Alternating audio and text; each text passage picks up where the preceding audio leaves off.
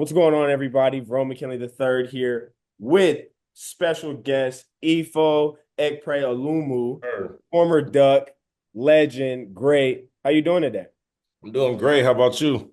I'm good. So we're gonna, take fans into some of the past trips we've had and, get into some of the old Big Ten matchups that we had. And, leading up to this week, we have the Michigan State Spartans coming to town. And you've played the Michigan Spartans before, the Michigan State Spartans. And so just take me into, September 6th, 2014. That's the day of the game. But leading up into that week, you just beat South Dakota. It's a top 10 matchup. What are y'all thinking as a team coming in? What are you thinking specifically, NFL hopes, your dreams and aspirations, big games, you got to show up for big games. So just take me. Yeah, that Michigan State game is something that I always remember because that was my senior year. I had a chance to go to the NFL as a junior, and I ended up coming back for another year, and we kind of had some unfinished business.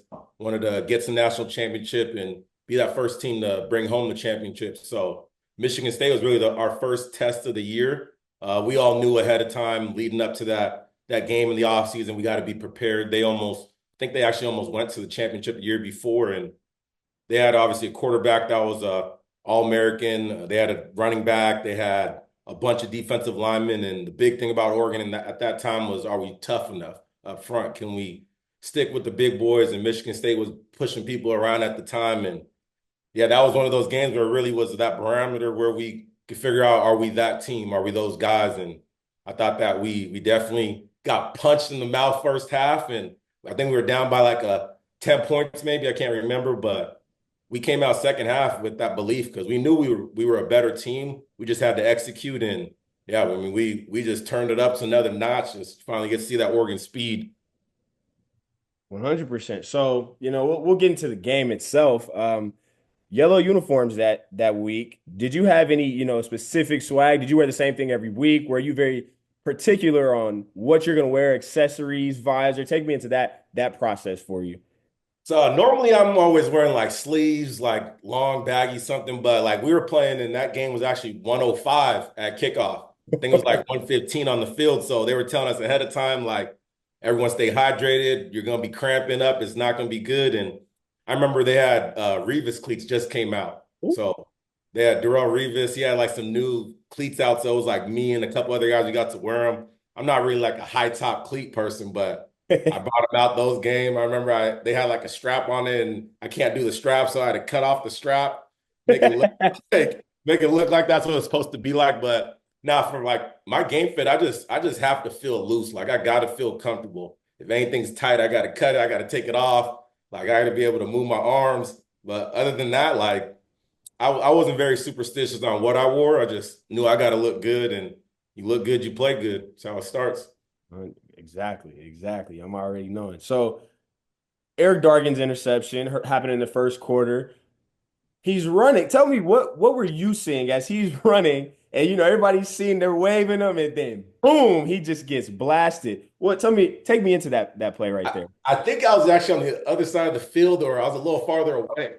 And all I remember was every single person in the stands, ooh, at the same exact time. And I just look up at the Jumbotron and I see Dargan get annihilated. Like literally, that was probably one of the biggest hits I've ever seen in my life, like still till today. And at the moment, we didn't realize that someone missed a block until we walk off to the sideline. And if you know Eric Dargan, you know he's animated.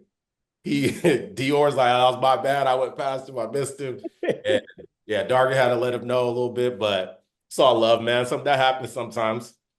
No, for sure. Another big play, Devon Allen, speed guy, track star, Olympian, the spinneroonie. Like, as a defense, you're sitting on the sideline, y'all probably went through your adjustments and you're watching. What happens? Do y'all go crazy when this happens? Where y'all just like, was he doing this in practice? Because I mean, we know him as, the track guy. Normally the track guy is like, oh, he's fast, but he Yeah. doesn't really have, Yeah, normally Devin just the guy, he catching the under route, he catching the deep ball and just outrunning everyone. So like that year, we already knew the offense was going to be something special. Like I think, well, Marcus won the Heisman and we all knew ahead of time like he was going to have crazy numbers. So on defense, it was one of those things where like we would talk and I'm watching the game, to be honest. Like I'm watching the offense make plays. So I don't think I was running down the sideline with him as he's running down into the end zone. But nah, Devin's one of those guys that like on the field, he's deceptively athletic, not just fast. Like he gets in and out of breaks really well. He's why you can see like he didn't play football for so long. He just comes back and goes to NFL. Yeah. Like he has that deceptive athleticism. So like seeing him do something like that wasn't out of the ordinary. You knew he could make plays like that. Did at practice. No. And then speaking of Marcus winning the Heisman, 3rd and 11, y'all are down. I believe y'all are down 9, third quarter, and Marcus has the flip where he's about to get sacked. And it's one of those, I feel like it's one of those game shifters where, we're not too much is going good for us right now. We need something. It's 3rd and 11. The flip pass, was that something that y'all expect those type of plays from Marcus? Were on the sideline and y'all did y'all get a new sense of hope almost Yeah, like, like you said right there, that was one of those plays that really defined the game because a lot of things weren't going well. And Mark is one of those guys that it's rare to sack him. He doesn't get sacked. Like he finds a way to get the ball out, to make a play, to escape the pocket. So like him, I think that game he was sacked a couple times, wasn't really able to create much. And that play he finally broke loose, and like you could see the type of player, the mind, like creativity he's had. He's always kind of had that creativity, and yeah, he makes a little shovel pass to Royce, and that was basically the end of the game. I mean, that I feel like that was the spark right there. And last but not least, a personal Duck favorite play of mine. Take me into your interception, but we won't even start there. Y'all are finally up. It's 27-39. It's a 9-minute game. It's the fourth quarter. They still have an ability to come back in. It's still a Yeah. game. They're driving down on y'all. I mean, it seems they're kind of just dinking and dunking and just moving it down the field. And then all of a sudden, take me into that play right there. I mean, so I Do you get remember I the get call? asked about that a lot. Go Do you ahead. do you remember the actual call you were in or the I defense? don't remember the call, but it looks like some type of quarters look because I'm like playing off and like kind of scooching back, and normally I'm in somebody's face. So we are playing some type of read where I'm reading too. And I just know like me, I'm always get ball. I need the ball, my ball. So like in my head, like I'm always running to the ball as fast as I can. Cause I remember I always looked up to Tyrann Mathieu when I first got to Oregon. I remember that was our first game. And you just saw how hard that guy played. So I was like, dang, I want to play like that when I get on the field consistently. So my thing was just get to the ball as much as possible, get to the ball. And luckily, like it was one of those things where he deflected it, but I was already running full speed, just running towards the ball. Where now I was able to change my trajectory, and I covered like 12, 15 yards of distance. And in my head, I thought it was a normal play, and then you watch it after, and that's when you realize, dang, like that was one of those things where it was almost like I just knew where the ball was going to be.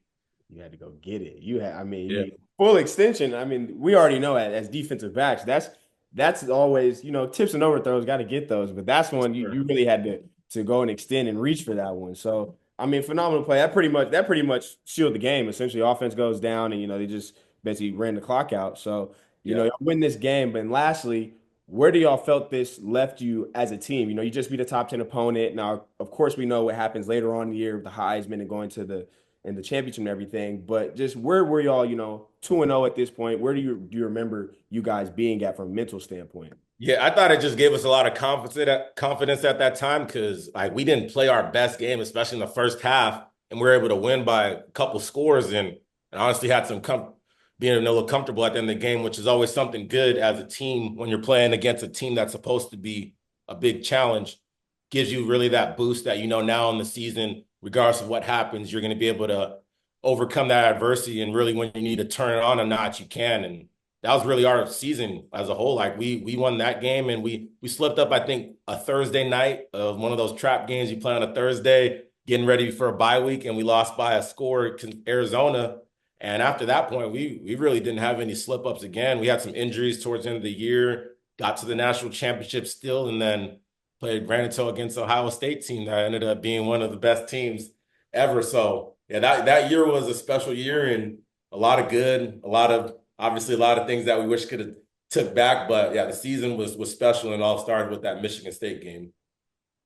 100%. Well, man, I definitely appreciate you taking the time. My special guest, Ifo, definitely appreciate it. And we'll chat again soon. Yes, sir, man. Appreciate it.